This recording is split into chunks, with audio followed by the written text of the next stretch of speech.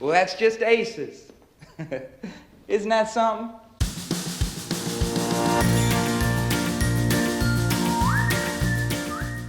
Hi there, and welcome to Baseball by Design. I am SportsLogos.net minor league baseball correspondent Paul Caputo, broadcasting live, as always, from the Sunday Helmet Hall of Fame in my basement in Fort Collins, Colorado. And I'm Dan Simon, broadcasting from the Studio Simon headquarters at historic Bowman Field in beautiful Louisville, Kentucky. And let's talk about the Sunday Helmet Hall of Fame. It's not the same, Paul. Tell your listeners why. It's Well, a little bit more echoey. we're in the process, Dan, of breaking down and relocating the Sunday Helmet Hall of Fame, and so we'll see where it pops up again. Right now, we're a little echoey because all of the hats have come off the wall in the recording studio here. As of this moment, as of this recording, the Sunday Helmet Collection, 600 helmets, is on the shelf out in the basement behind me. Still adding to it, still the occasional ice cream helmet getting added to it. The newest addition to that collection, Dan, was from the Major League Baseball All-Star Game in Philadelphia, which I attended in person. I got to add a helmet from that. But yeah, we're breaking down the old operation here in Fort Collins, Colorado, and stay tuned to see where it's like Air Force One, Dan. Wherever we end up with all of our helmets, that's what the Sunday Helmet Hall of Fame is. So, Did so you know how many helmets, Sunday helmets you have? Do you know how many caps were on the wall? Because that's for those of you who have not been on a call with Paul, that's what you would see in the background behind him when you're on a Zoom call with him. I probably should know the answer to that because every single hole I left in the wall that which had to be spackled and repainted, I should know that exact number right now. I probably had one or two or even three hats on each of those little hooks in the wall. Not it wasn't as many as the Sunday helmets. I would say maybe between I don't know, 120 and 140 hats, maybe. Too many hats. I'll say this, too many hats. I can't wear all of the hats. And like every single one of them, I'm like, oh, I should wear that hat more. And I don't because I have too many hats. Can anyone say they have too many hats? I think anyone who has ever tried to pack and move all of their stuff might think they have too many of everything. I probably have that many hats here, and maybe three of them actually fit me and I wear. The Yeah. rest are all just samples. A lot of them are fitted cap size 7.5 because that is the default size that New Era makes samples of. Yeah. Also, the shape of my head is such that New Era fitted caps do not fit my head. Mm. My head is more oblong than it is round, Yeah. and my skull, I should Yeah. say that when I had a full head of hair, those caps fit me fine. I have long ago lost that hair, and I fitted caps just don't fit me. That does.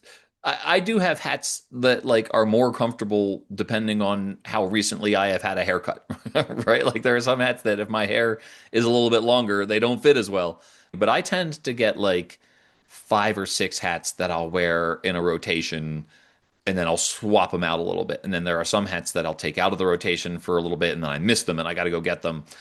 The one that I keep trying to pull out of the rotation just to swap it out for something else and then keep going back to is the old Hanshin Tigers, my bright yellow Hanshin Tigers cap that I got in Japan. More recently, I did get a cap, a Mitchell and Ness cap, a beautiful Mitchell and Ness cap, Philadelphia company that creates great dad hats, and I got an All-Star Game hat at the All-Star Village at the convention center. The other thing, Dan, is I tend to get real superstitious about hats, and the Phillies don't have to lose too many times while I'm wearing a hat for me to take that hat out of rotation. Well, speaking of being superstitious, Yeah. there's a lot of people who gamble tend to have superstitions. And speaking of gambling, Dan, you did a great job reining me in on my own podcast. I appreciate that very much.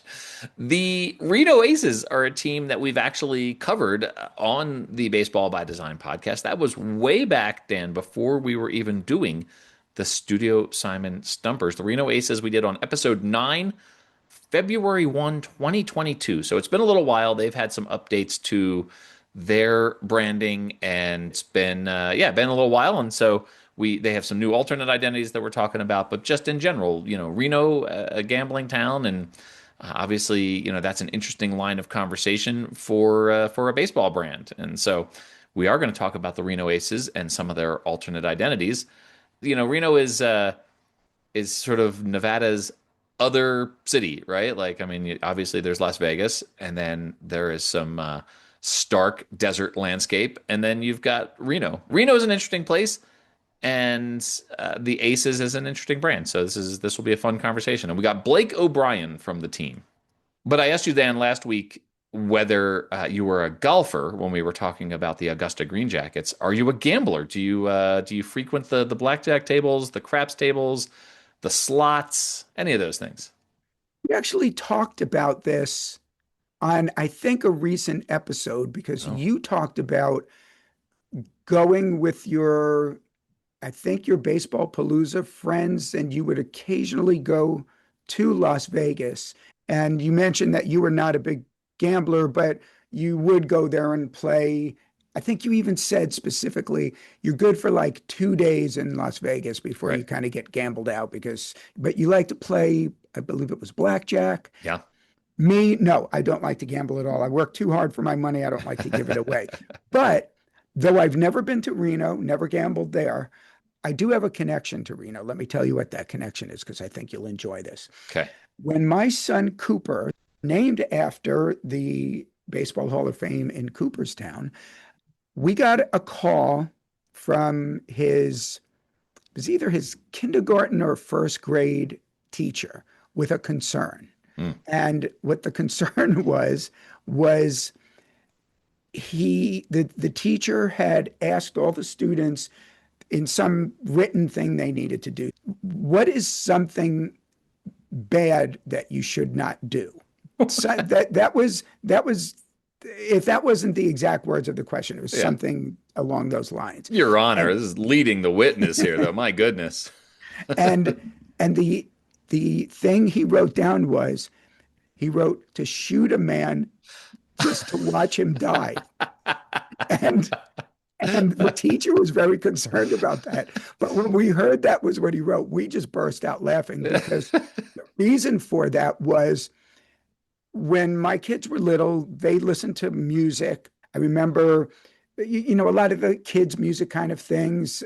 In addition to that, I had this one CD back when we listened to CDs that was no, it was country songs. Okay. It was country songs.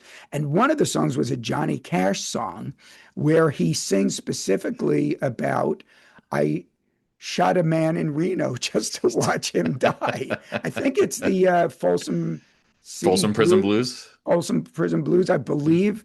And so so Cooper was right. That was a bad thing that you should not do. It's true. It's true. I recognized the Johnny Cash line as soon as you said it, right? Like, and that's, I can see how if you're not familiar with Johnny Cash, that would be an upsetting thing to see a kindergarten or first grade student write. So that's very funny, Dan. I like that story a lot.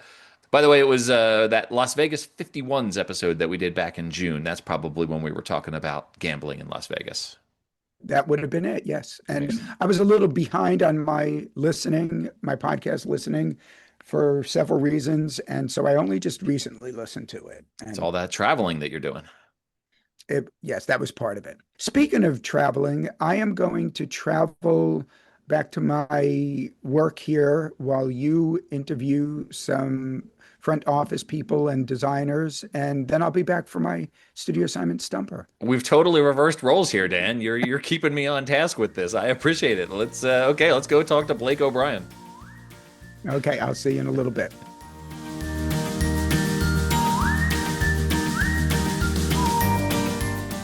All right, everyone, welcome to the podcast. Blake O'Brien, who is the Senior Director of Creative Services for the Reno Aces. Blake, good morning. How you doing?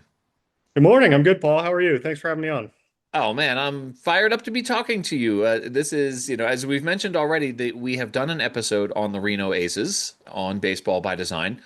but that was back in 2022, and you all have evolved and you're growing and you've done some really fun alternates.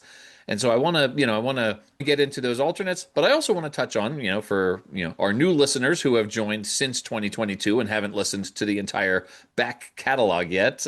Maybe we can touch a little bit on just the Aces larger identity as well. So appreciate that you're here and looking forward to the conversation. Let's start there at like 30,000 feet. Why is the team in Reno, Nevada? Did I say it right? Nevada. Nevada, you got it. Why is a team in Reno, Nevada called the Aces? So, team moved here from Tucson in 2009. Oh yeah. I've only been with the team since about 2019, so wasn't involved in that original creative process.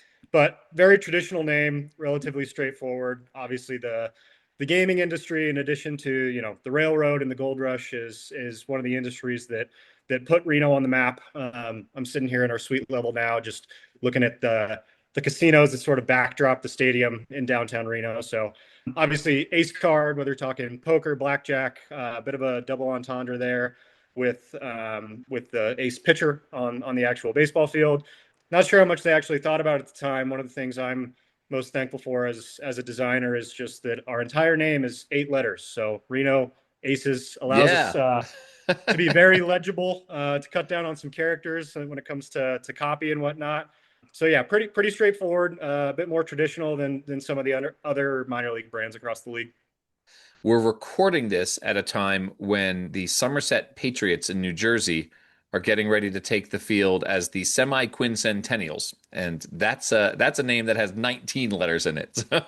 So, Yeah, from a readability perspective, when you're talking about a chest script, very thankful for the 4 letters. was there a relationship between the Ace nickname and the Diamondbacks? Like there's a diamond playing card. You're nodding yes. What is that connection? Yeah, it's just a subtle nod. Again, not around for the creative process, but we've been affiliated with the Diamondbacks since the team moved here. Have several years left on our affiliate agreement with them. So the diamond within the A was not an accident. Why it's not a heart or a jack or a spade. It is a diamond because of our major league affiliation with the Diamondbacks.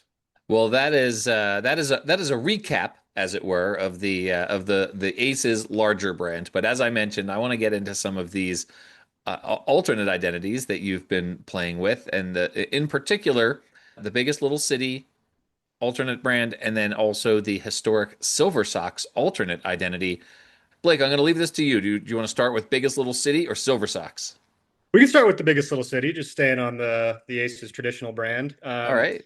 So we sort of have two City Connect logos. The original one that I think you spoke with Emily a few years back on is our BLC logo. So I designed that logo in conjunction with our marketing team. I believe it was 2020 when the design process happened. Had a little bit of a weird launch because that was the year that was lost to COVID. So it Hmm. had an online launch. Really, in terms of the logo itself, the neon arch is a major landmark here in Reno. It has sort of it's difficult to describe. It's almost for baseball fans out there, like the Mexico World Baseball Classic kind of letter format. So it's right downtown on Virginia Street. It says Reno, and then just underneath it says our sort of claim to fame, the biggest little city in the world.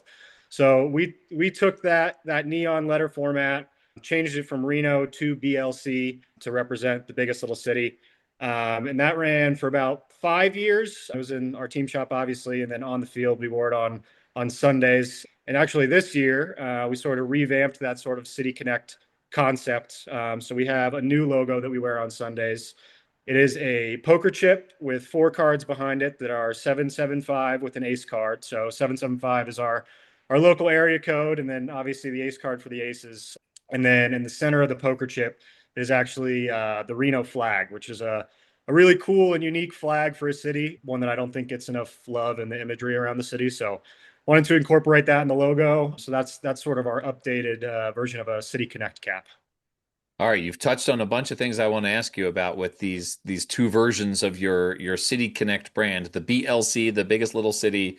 I was going to ask you for that explanation that you gave us of why biggest little city. What does that mean? It is right there on the arch. I've been to Reno a few times, and that arch is very noticeable, right? Like it's obviously Reno and Las Vegas are very different places, but when you drive into Vegas, you've got the iconic Las Vegas, welcome to Las Vegas sign. This biggest little city arch that you're talking about very much welcomes you to Reno when you're driving in. Unfortunately, I have never been to Reno during baseball season. And so I have been to the ballpark. I got a tour of the ballpark. That was way back in 2013. I've never had the opportunity to see a game there. I plan on rectifying that. But the first version of the biggest little city brand, the BLC brand, and it has that you described it as like the Mexico World Baseball Classic. I think that's a really great description, right? Real evocative. For our design nerds out there, it has a real sort of like Bauhaus feeling about it, right? Like it's sort of thick sans serif with internal lines. So it's very cool typography. It's largely type based, and then the colors are consistent with like the Aces colors. When you were creating that largely type-based brand, that's pretty different from what you see in a lot of minor league baseball these days, right? Like it's more character driven, it's more sort of imagery driven. What was your thinking in creating something that was, more type-based than sort of character or imagery like that? We went through a bunch of different iterations. We started with some retail hats just to get the feelers out there that actually featured the archway on the cap, so a little bit more imagery based and type based. And just with the shape of the arch and the size of it, it didn't fit well, especially on an on-field cap. Not really a traditional style. And you'll see with a lot of our logos, it's probably more in line with what MLB teams do, where there's not an anthropomorphized arch holding a baseball bat. So lots of trial and error there. I think the most important thing, and you touched on sort of the letter type, is trying to replicate that neon actual sign type in stitching, which Hmm. is a very, very difficult thing to do. We went Yeah. through a lot of iterations, and I think we landed on one that did that pretty well. Yeah, yeah, absolutely. The updated version of that you mentioned does incorporate imagery. You've got the very recognizable poker chip or a blackjack chip with the four cards behind it.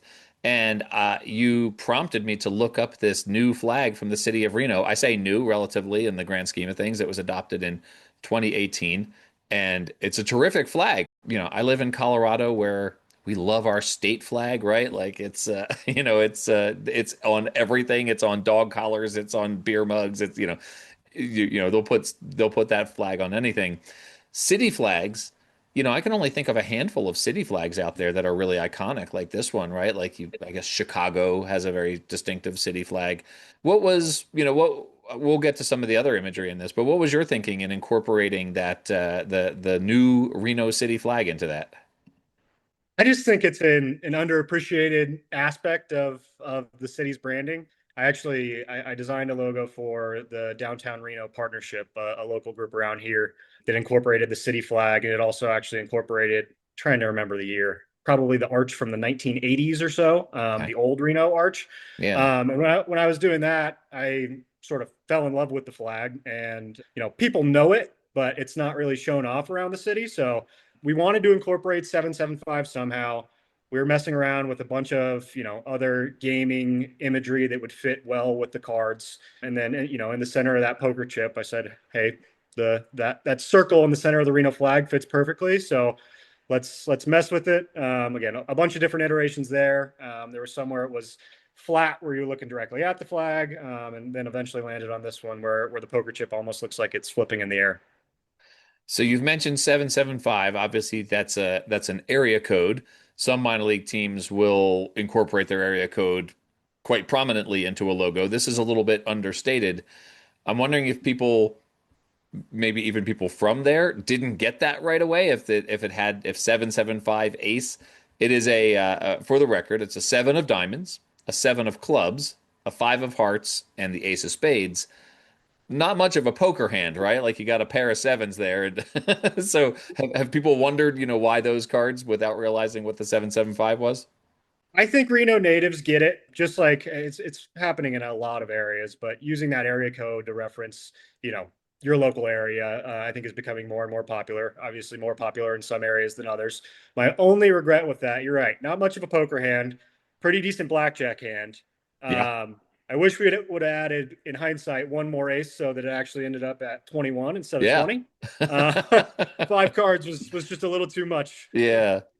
That's funny though. And then you would have had to decide what was that last suit. You know, you had the 4 cards for the 4 suits there. So it's you would have had I probably a diamond, right? Like let's Yeah. double down on the diamonds here. So I didn't even think of it as a blackjack hand, and that's my preferred game when I go to places where there is gambling. You know, it's blackjack. If I'd be very happy sitting at a blackjack table and breaking even over the course of like 3 hours. If I could just like sit down with the baseball palooza guys and break even for 2 or 3 hours. Like I just like playing the game. I think it's a fun game. I don't have much of a stomach for losing money though. So if it goes poorly, I'm up right away.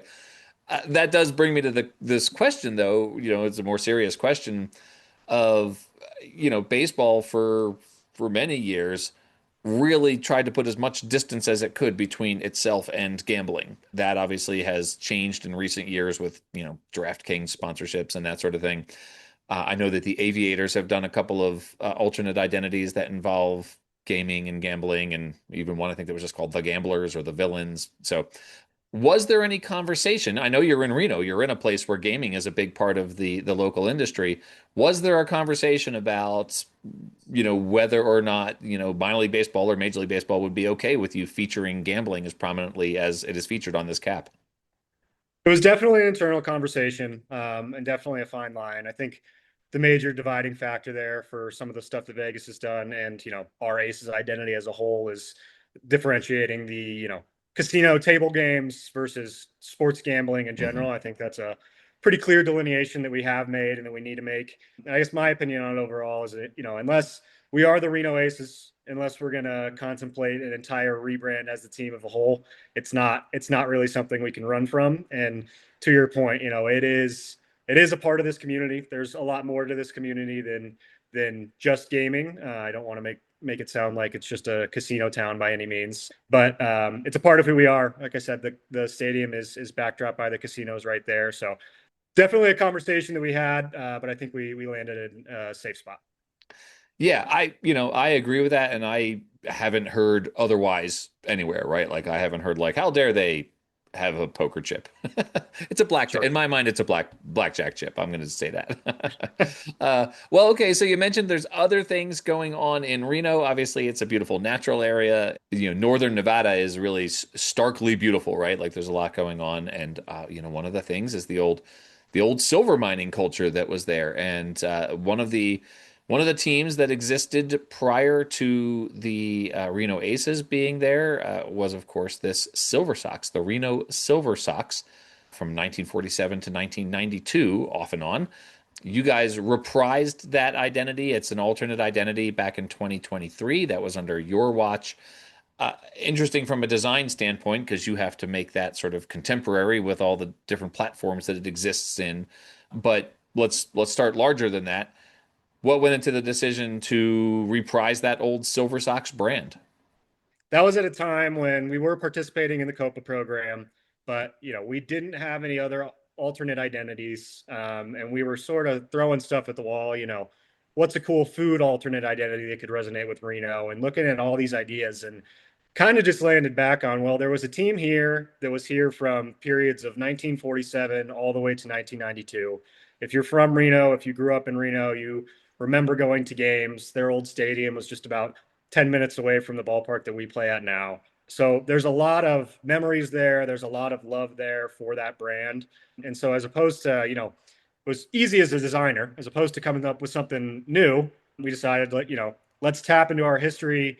Let's, reprise some logos that actually existed in the past. There were so many different iterations of the Silver Sox. I want to say 6 or 7, maybe even more different affiliates throughout the years. So a lot of different marks. The logo that I'm wearing right now that's on our cap was never actually worn on a cap of the Silver Sox. They wore a logo that was very, very similar to the White Sox logo, which would unfortunately not clear trademark search for us, obviously. Oh, This is a logo they primarily used in print publications, on their programs, on baseball cards.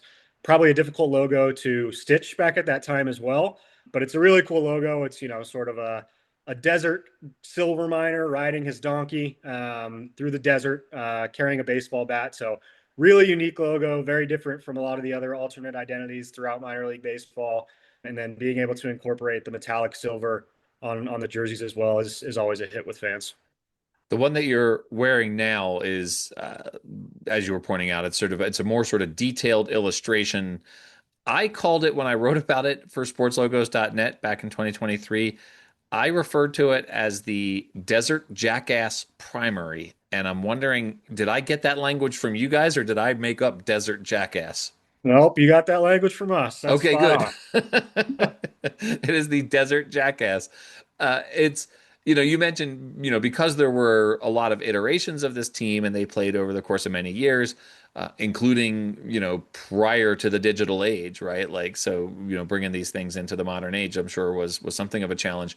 I imagine one of the other challenges, though, was taking these disparate identities that the different iterations of the team used over the years and sort of consolidating them into one consistent identity. How did you go about doing that? Luckily, there were subtle differences throughout the years. For the most part, it did stay somewhat similar. So they had a few different chest scripts. The one that we wear on the field is sort of a combination of two of them, the two primary ones. The biggest decision for us was they were always silver and white. They did wear royal blue and they wore navy blue at two different periods throughout the history. So that was sort of our biggest decision. We do have something in the works. Luckily, these are jerseys and hats that we can change every year. So we have not changed it yet. We do plan on doing that and have already started on that process. But some of those uniform updates that you'll see throughout the coming years will start to reflect different periods of the Silver Sox history. One of the logos for the Silver Sox features the shape of the state of Nevada. On the left, there's a star where Reno is, close to the western border. And then on the right, you have the words Reno Silver Sox. Is that one from the past or is that a new creation? It is. It's one from the past. Okay. As you mentioned, most of this being pre-digital age, a lot of the logos and inspiration that we had to find were digging through, like purchasing old programs on eBay and old rosters and lineup cards and pennants and digging through those various print publications to find marks that they actually used and try to be as authentic as possible. I should have started with this larger question here, which is, we didn't even point out that I mentioned there was silver mining, but Nevada is the silver state. This might be a softball here. How come Nevada's the silver state?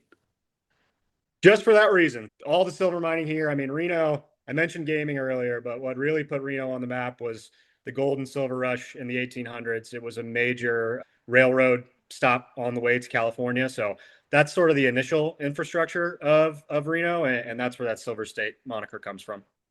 So the Aces, you all play not terribly far from Sacramento, and obviously your intrastate rival would be the Aviators.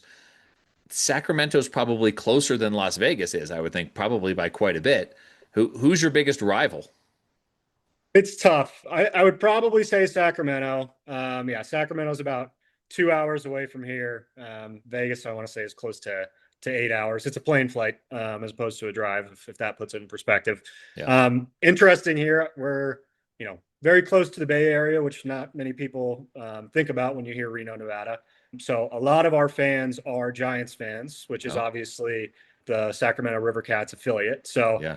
It's good for ticket sales when the River Cats are in town with all the Giants fans out here. They outnumber the Diamondbacks fans by quite a bit. It's probably Sacramento. Okay. All right. Blake, one last thing I want to ask you about is not only do you have these alternate identities, the Silver Sox and then the biggest little City Connect brand, but you all are known for a preponderance of theme nights. Probably, I don't know if there's a way to quantify this. Maybe we need to get Ben Hill on the horn here. I don't know if it's the most in minor league baseball, but you all do a ton of theme nights. What's with all the theme nights? Yeah, so we've always done theme nights on Saturdays since I've been here. Really, over the last couple of years, our promotional schedule has almost doubled to where we're doing a theme night almost every Friday and Saturday. There's a few Sundays in there too. Just looking at our next homestand next weekend, we have our Tahoe's night with an on-field jersey and cap on Friday. we have Lilo and Stitch night on Saturday, and then we have Bluey Day on Sunday. Not all of those are attached to an on-field jersey. Every Saturday is attached to an on-field jersey. Pretty much every theme night is attached to some sort of merchandise collection in the store. So we've just had a ton of success. Shout out to the guys at OT Sports, who are our uniform manufacturer. Star Wars night has been a thing in minor league baseball forever. OT has done a great job of securing licensing for a ton of other brands: Disney, Warner Bros., Harry Potter, and our fans just love it. So we're able to sort of do a co-branded, last weekend was Peanuts night. So it was a co-branded Aces jersey with, Snoopy and Woodstock on the jersey, and able to drive a lot more people out to the ballpark that might not be the biggest baseball fans or Aces fans in the world, but if we can hit a theme night that really resonates with them, we can get them out to the ballpark. We have merchandise offerings for them. All of our in-game entertainment and graphics and music and everything is centered around that theme. And hopefully, reach a wider audience that has a great time at the game and will come back for more games. You see a lot of, Star Wars nights, you see the Harry Potter nights, you see, some of the same movies featured in different ways. Is there a movie or a pop culture reference that you want to make that you don't see out there? Like, if I were with a minor league baseball team, I would want to do Hitchhiker's Guide to the Galaxy night, right? Like, there are things that I have not seen teams do that I would like to see them do. Is there anything that you're just champing at the bit to do? We have talked about a Reno 911 night Of for the course. longest time. It's one that we don't have licensing for, and it's a little bit quirky. Obviously, not as popular as a Harry Potter or a Star Wars, but one that is, uniquely Reno. We're probably the only minor league baseball team that it would make sense to do a night based around that. So that's one that we're hoping for in the future.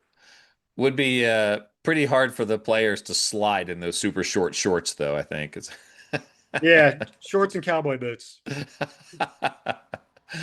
It sounds like the old Bakersfield Blaze logo with the guy he had cowboy boots with stirrups and cleats on them. That old Bakersfield Blaze logo. It feels a little bit like the Silver Sox logo that you're wearing now. Actually, I'd like to see those two characters meet each other someday. So, Blake, this has been so much fun. I really appreciate your time and all the great work that you're doing with the Aces from a design perspective. Where can people follow the work that you're doing, and where can people find the Aces online? RenoAces.com. All of our social handles are just at Reno Aces, except for on X, we are just at Aces. And yeah, thank you for having me on, Paul. We really appreciate the work that you do and having these conversations and highlighting the designers and all the logos and alternate identities across minor league baseball. It's great. It is a passion project. I love to do it, and I appreciate. There's not many teams who I've had on twice now, so this is the Aces are tied for first place with most number of being featured on Baseball by Design. So Blake, Love to hear it. Thanks again. At the time of this recording, I'll say this: Happy Fourth. By the time this drops, the fourth will be in the rearview mirror. But yeah, have a great weekend. Thanks so much for chatting with me. Thanks, Paul. Happy Fourth.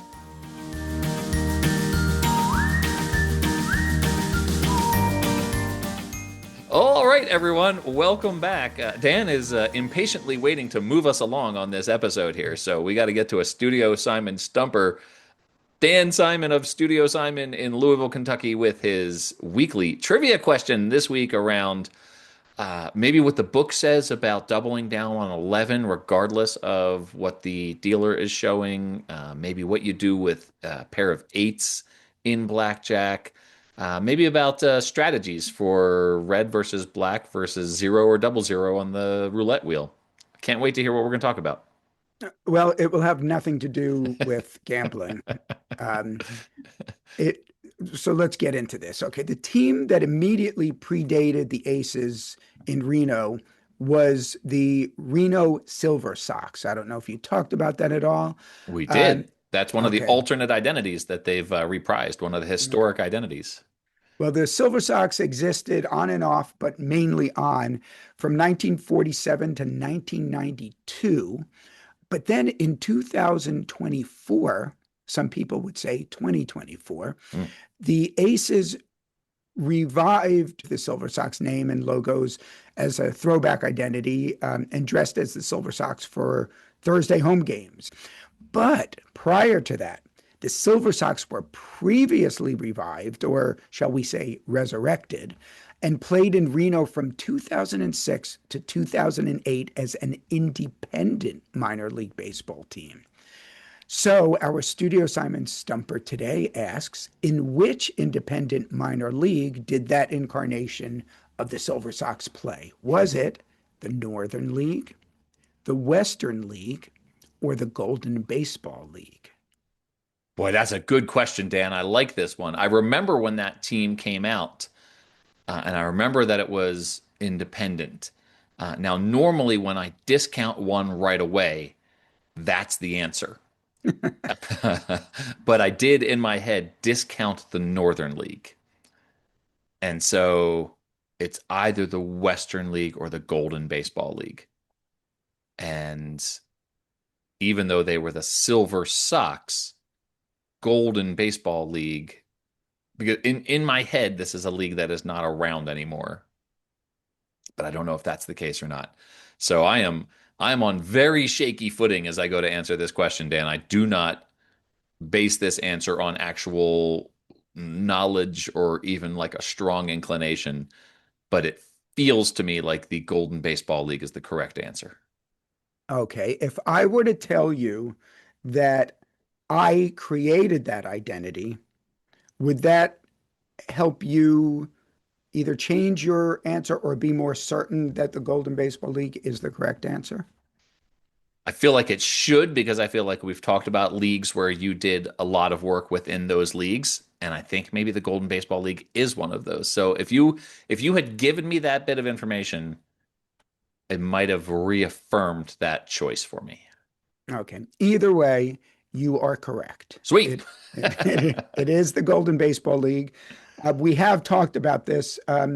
My friend Joe Bosak and I together worked on developing all of the original 8 teams of the Golden Baseball League. And then in the second year of the Golden Baseball League, they added a 9th team, which was unusual because that makes for an imbalance when it comes to scheduling. Yeah. They added the Reno Silver Sox. So you are correct in that answer. And though the Silver Sox won the 2006 Golden Baseball League championship, the city of Reno being awarded a AAA franchise led to the demise of the Silver Sox after the conclusion of the 2008 season. But the Silver Sox were once again resurrected, this time in 2009, as the Saskatchewan Silver Sox that played in, Saskatchewan Silver Sox.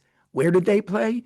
Yuma, Arizona, in the Arizona Winter League. So Saskatchewan in the Arizona Winter League.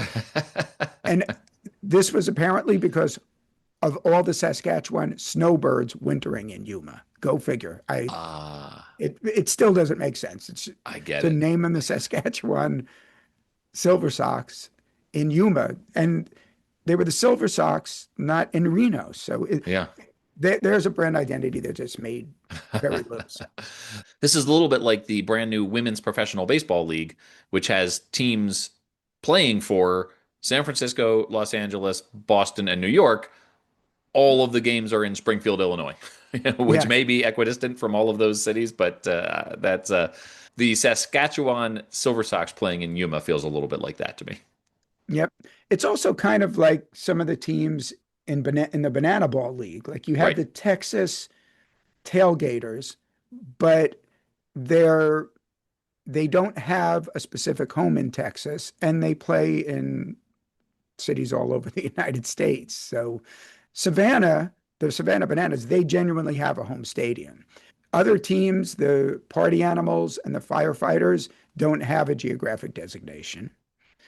The Coconuts do, but it's a made-up destination, Loco Beach, which does not exist. Yeah. And then there's the Indianapolis Clowns, which are named after a former Negro Leagues team, but I don't think there is a location in Indianapolis that they actually call home. So I guess sometimes you get these things in sports that kind of defy explanation. I did text you recently that I was in the airport and I saw someone wearing a Loco Beach Coconuts jersey. And I commented on it because, as you know, wearing minor league baseball gear in public is an invitation for me to approach you. So I did do that and had a brief conversation with him about that. So it was at an airport and we were both going separate directions. But it was fun to see your work out there, Dan, in the airport, as it always is. And did the person you speak to say, is this knowledge supposed to, that you know the guy who did this, supposed to be interesting to me? I didn't actually mention it to him. I just told him I liked the jersey, and he said, "Okay, cool." And we both went our separate ways. But yeah, but that way it was fun to see that out in the wild. And speaking of out in the wild, Dan, right around when this episode drops, nope, never mind. I will just be back from Baseball Palooza. So let me just wrap up. I don't know why I can't write. Dan, it's so hard to say goodbye. It's hard to wrap up these episodes. Yeah, parting is such sweet sorrow. And we do every week, we've got to say goodbye. Every week we have to say goodbye. I'm just going to leave this as is, Dan. This is, it's been fun as always. We'll see you next week. See you then.